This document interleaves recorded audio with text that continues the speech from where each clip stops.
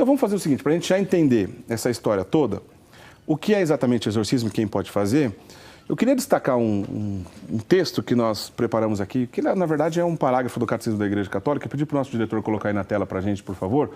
Vamos ler esse parágrafo com atenção. Eu vou ler aqui enquanto você vai vendo aí na tela. Então é o 1673, o parágrafo do Catecismo, que diz assim: quando a Igreja pede publicamente e com autoridade em nome de Jesus Cristo que uma pessoa ou objeto seja protegido contra a ação do maligno e subtraído a seu domínio, fala-se de exorcismo.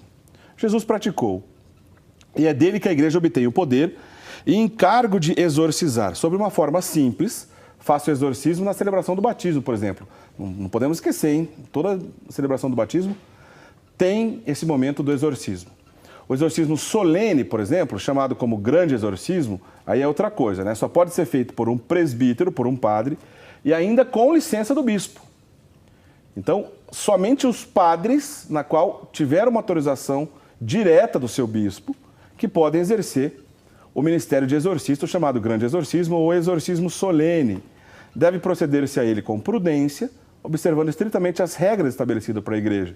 Porque existe um documento, aliás, mais que um documento na igreja, que ensina qual tipo de regra seguir, por exemplo, para a oração do exorcismo. O exorcismo tem por fim, continuando, expulsar os demônios ou libertar do poder diabólico. Isso em virtude da autoridade espiritual que Jesus confiou à sua igreja. Já entrando na questão do livro e do programa de hoje. Muito diferente é o caso das doenças, sobretudo as doenças psíquicas, cujo tratamento depende da ciência médica. Por isso, antes de se proceder ao exorcismo, é importante ter a certeza de que se trata de uma presença diabólica mesmo, e não de uma doença, diz o Catecismo da Igreja Católica, parágrafo 1673. Quer dizer, não é qualquer pessoa que pode fazer o exorcismo, existe todo um preparo e uma condição específica para isso. Exato. O próprio ritual do exorcismo e o Código de Direito Canônico já prevê isso. Existem as qualificações necessárias para um sacerdote poder ser nomeado como exorcista. Ele pode ser nomeado um exorcista por um tempo ou para um caso específico. No bloco anterior, o senhor explicou as ações extraordinárias do demônio, né? Aquilo que vai além da tentação, pois a tentação faz parte da ação ordinária. Todo mundo sofre a tentação. E a gente só vai parar de sofrer quando chegar a nossa hora, né? Agora, essas ações extraordinárias, em que ocasião? Como perceber que aquela pessoa deve ser indicada por um exorcista, por exemplo?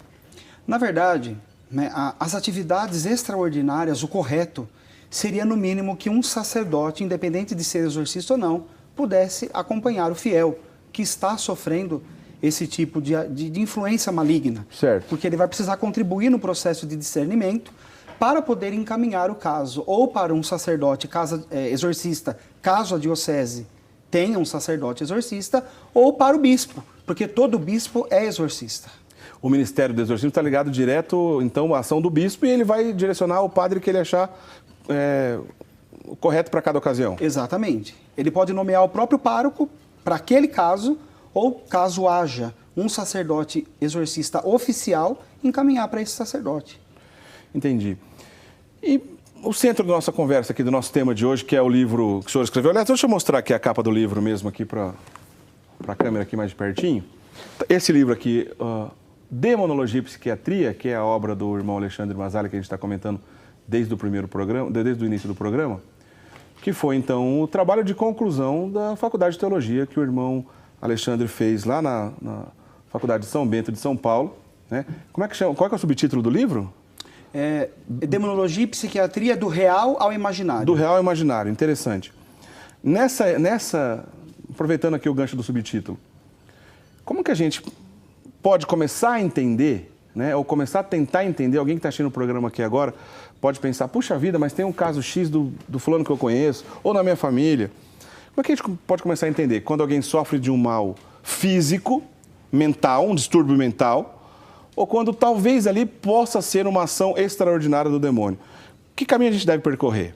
Olha, o demônio sempre é a última hipótese. Nós devemos eliminar hipóteses. Então nós vamos percorrer um caminho, né, que seja, digamos assim, mais da ciência, para poder eliminar todas as hipóteses, para que, por fim, não obtendo sucesso na ciência, para sanar a situação, aí sim recorrer ao sacerdote. Porém, nesse período de eliminar hipóteses, é importante que, diante da desconfiança, a pessoa seja acompanhada por um diretor espiritual. Então, por exemplo, o primeiro passo, se alguém tiver um caso na família ou alguém que esteja sofrendo com isso, o primeiro passo é procurar primeiro o sacerdote? Primeiro o sacerdote, para que, diante do acompanhamento médico, o sacerdote já possa ir acompanhando a pessoa. E se ele chegar, por exemplo, pode acontecer, de alguém dentro da igreja de que não tenha talvez o preparo ideal para esse assunto, e a pessoa falar, puxa vida, mas não existe mais essa coisa de possessão demoníaca, isso é coisa do passado, isso é coisa da Idade Média, isso aí tem que tratar com psicólogos, com psiquiatras, psicanalistas, etc. E vamos dizer assim, menosprezar um problema. O que a pessoa tem que fazer depois disso? Ela precisa procurar o bispo, não é? Porque o bispo é o exorcista por excelência da diocese. Então, se ela não conseguir encontrar uma ajuda no seu pároco, ou num pároco que ela conheça, que seja mais próximo, não sendo dela ali por opção, ela procura o bispo. Porque o bispo, como pai da diocese, como pastor ali na diocese, ele vai poder ajudá-la nesse processo de discernimento e até mesmo encaminhar para um sacerdote que ele mesmo entenda estar preparado para ajudar essa pessoa. Tá claro, gente, o exorcismo solene é uma oração que a igreja faz, que o sacerdote, autorizado pelo bispo, vai fazer diante daquela parte do ministério sacerdotal onde ele age na pessoa do próprio Cristo, em persona Christi ele age. Ele vai dizer ao demônio, eu te ordeno, ele vai dizer palavras diretas, se houver, inclusive, a manifestação mais rara no caso de possessão, como o irmão já comentou. Os leigos e outros sacerdotes que não têm autorização específica para fazer isso, se de repente se depara diante de um caso que está desconfiado que pode ser ação demoníaca, o que deve fazer? Rezar por libertação. Não é? O padre ou o leigo preparados podem rezar por libertação, que é aquilo que nós costumamos ver muito dentro da renovação carismática. Certo. Né? Onde se estende a mão e reza pela pessoa, mas não se dirigindo diretamente ao demônio, de forma imperativa. Vai se dirigir a Deus, rogar a Deus, para que Deus possa vir em auxílio àquela pessoa que está se sentindo atormentada, perturbada, para que Deus possa ajudar aquela pessoa a sair daquela situação. Uma situação dessa deve gerar medo nas pessoas que estão em volta? Naturalmente gera, mas não deve gerar. Por quê? Porque, veja, nós estamos lá não em nosso nome, nós estamos lá em nome de Cristo. E a própria Sagrada Escritura nos diz, se Ele é por nós, quem será contra nós? Então, uma vez que nós estamos devidamente preparados, isso é muito sério, isso precisa ser pontuado. Né? Precisamos estar preparados, isso indica o quê? Vida sacramental em dia, confissão, Eucaristia, busca real por uma vida de santidade, né? Uma busca sincera de viver o Evangelho, que é o que nos dá autoridade de poder lutar contra o mal. Pode acontecer, o senhor já ouviu algum caso, já ouviu falar de algum caso, de alguém que não necessariamente é um padre exorcista, porque nós já entendemos que o exorcismo é um caso um pouco mais raro, mas ele existe e requer uma condição especial onde a igreja vai indicar um sacerdote para atender aquele caso. E a oração de exorcismo, chamada exorcismo solene, não é uma brincadeira, uma coisa séria que deve ocorrer em algumas ocasiões. Mas esse tipo de reuniões de oração, seja de qualquer linha dentro da igreja, onde as pessoas vão rezar e pedir a Deus a libertação de uma pessoa que teoricamente esteja sofrendo de algum aspecto extraordinário ou até ordinário da ação demoníaca. Uma pessoa que está sofrendo, que está, enfim, alguma situação específica. Não pode correr o risco do ministro, do fiel leigo ou até mesmo consagrado e até ministro ordenado de falar, puxa vida, chegou a minha hora de brilhar, né? Eu tenho aqui um caso para atender e eu vou pedir a Deus, vou me confessar e vou lá expulsar o demônio, porque afinal de contas eu sou um grande cristão. Esse risco ocorre? É um orgulho que pode atrapalhar nesse tipo de ministério? Com certeza. Né? O risco do orgulho, que na verdade já é uma artimanha do demônio, para que a pessoa, na hora da oração, ela já não tenha a autoridade espiritual necessária para ser exercida ali. E os santos da igreja, muitos santos sofreram ataques diretos do demônio, né? E a gente chega à conclusão, me parece que quando mais perto a pessoa está de Deus, vivendo uma vida piedosa, buscando a santidade, etc., mas ela vai sofrer com esse tipo de tentação ou não necessariamente isso é uma regra? É uma regra, é uma regra. Não é? A partir do momento que nós queremos nos aproximar mais de Deus, nós temos que nos preparar. Livro de Eclesiástico, capítulo 2. Se quiseres servir ao Senhor, prepara a tua alma para a provação. Né? Então, veja, à medida que nós nos aproximamos de Deus, é lógico que o demônio não vai ficar assistindo isso acontecer. Ele vai querer atravessar como divisor, como adversário, que o próprio nome significa, né? Ele vai querer impedir essa aproximação de acontecer. Quanto mais uma alma está unida a Deus, mais o demônio perde. Então, ele vai tentar de diversas maneiras afastar essa pessoa. Tivemos santos dentro da igreja que foram possuídos pelo demônio. Por exemplo? Santa Maria Madalena de Pazzi, ela foi possuída pelo demônio.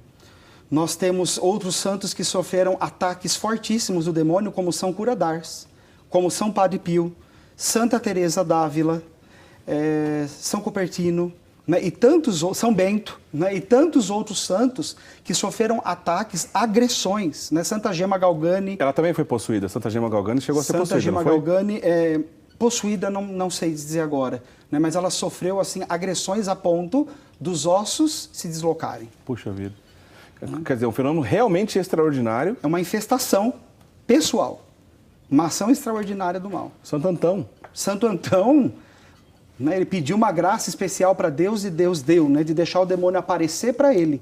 E Deus deixou, e ele rolou com o demônio na areia do deserto.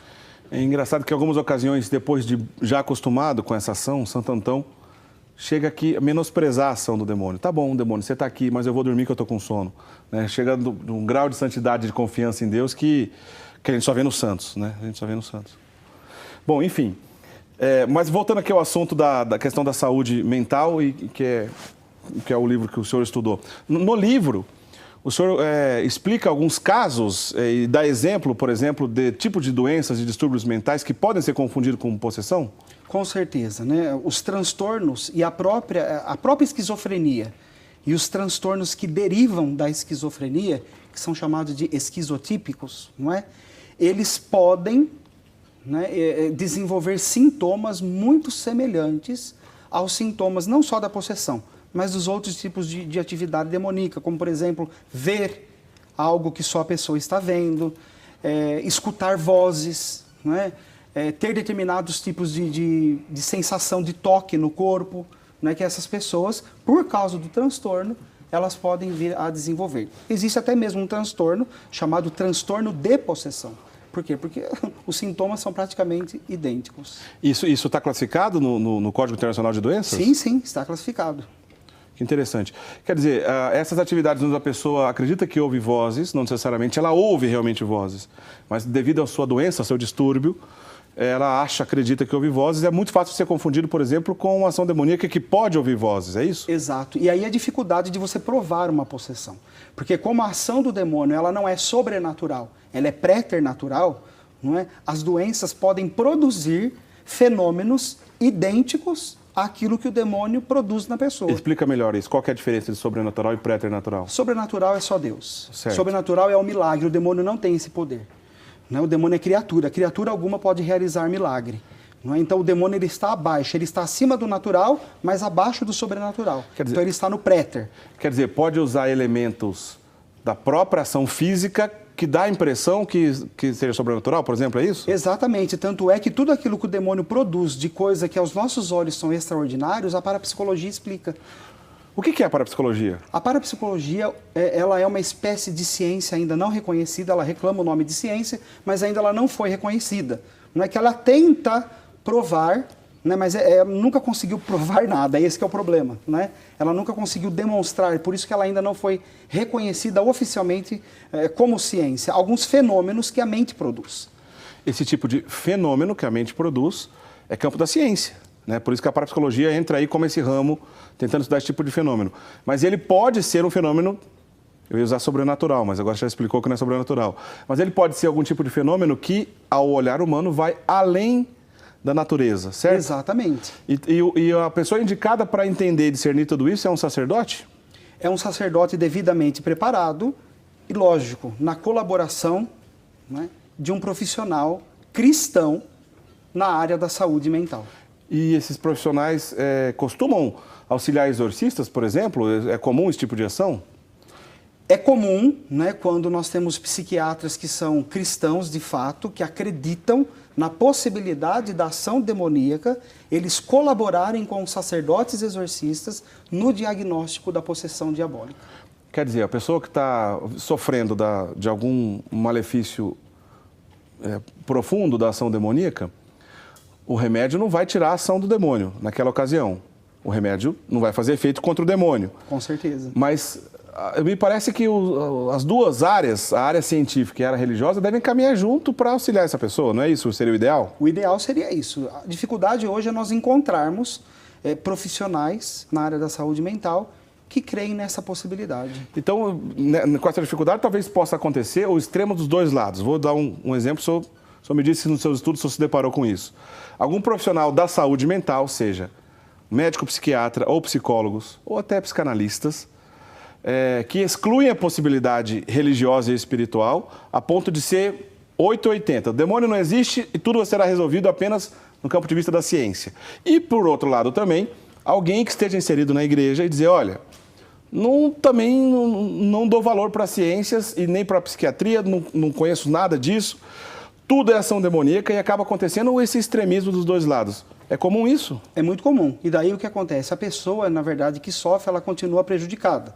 Não é? Porque se ela não encontra, né, um profissional que abre campo, que dá margem, né, para poder investigar mais a fundo a situação da pessoa com relação à atividade do demônio, a pessoa ela é dopada e o problema dela não resolve. Ela vai continuar com aquilo, porque remédio não tira de demônio. Não é? Por outro lado, se a pessoa ela está sofrendo algum tipo de patologia, algum tipo de transtorno, as orações de exorcismo ou de libertação não vão colaborar para a melhora dela também. Não é? Entendi. Então ela precisa caminhar em conjunto, numa linha de colaboração, de cooperação no processo de discernimento, para que de fato a cura possa ser completa. Estou conversando com o irmão Alexandre Mazzali, da Diocese de Jundiaí, que escreveu esse livro, Demonologia e Psiquiatria